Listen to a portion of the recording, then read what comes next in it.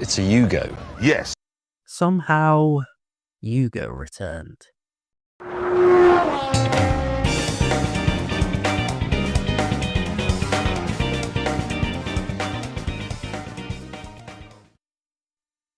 This is not good.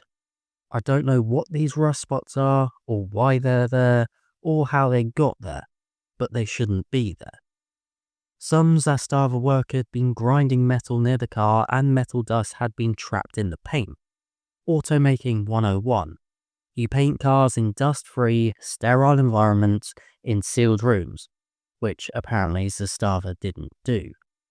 If this was their best product, it could only be imagined what the factory looked like. I shuddered. The place was humongous, but it was also filthy. I mean, the floor was inches thick with grease in the press shop. It was just black filth.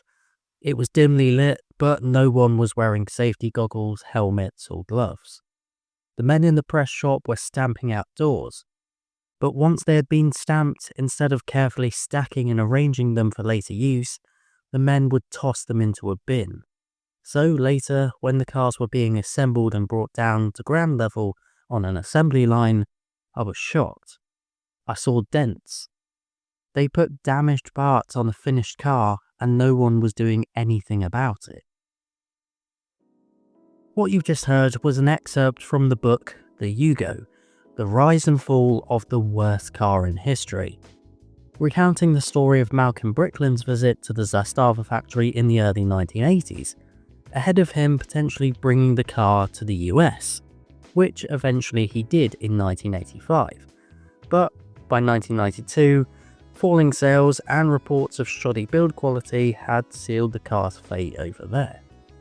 But somehow, the company that made the Yugo survived their factory being bombed by NATO in 1999 before finally producing their last car in 2008, when the factory was taken over by Fiat. And now, they're back. From the ashes of Zastava and the lifeless pulp of jokes about heated rear windows, comes a new company, Yugo Automobile.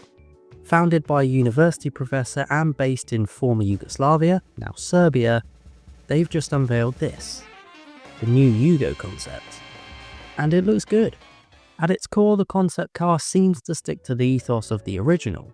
A simple, cheap, three-door box with, surprisingly, an internal combustion engine paired to a manual gearbox. An automatic will also be available, along with a potential electrified version later down the line.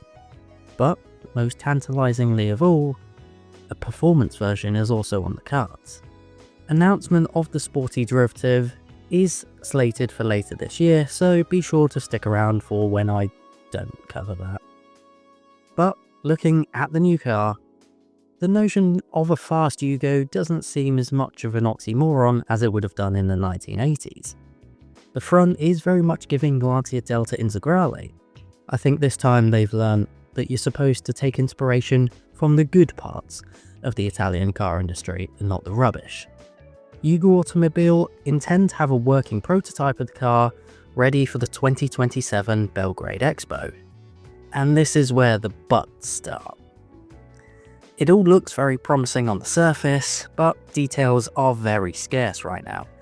We don't know exactly what engines are planned for the car, and that doesn't really matter anyway, because they don't have a factory to build it in.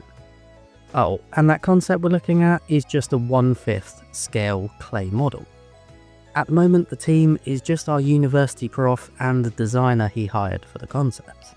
Finding some technical partners and suppliers from an established car brand is probably their best chance, but getting all that together in just 2 short years is a very tall order. Now, I do sincerely hope the project is successful. If they prove to be somewhat competent, they could almost trade off of the meme value of the Yugo name and actually quite cleverly plug a gap in the market. What country is this car from? It no longer exists, but take her for a test drive. And I am loath to hate on the original Yugo. That car mobilized and genuinely brought joy to a certain subset of people, and developed a cult following around the world. So perhaps history could repeat here, with hopefully slightly less rubbishness. Chances are it won't go anywhere at all and will be a bit crap. But you never know. And the more I think about it, the more it just becomes a metaphor for this channel. Thanks for watching.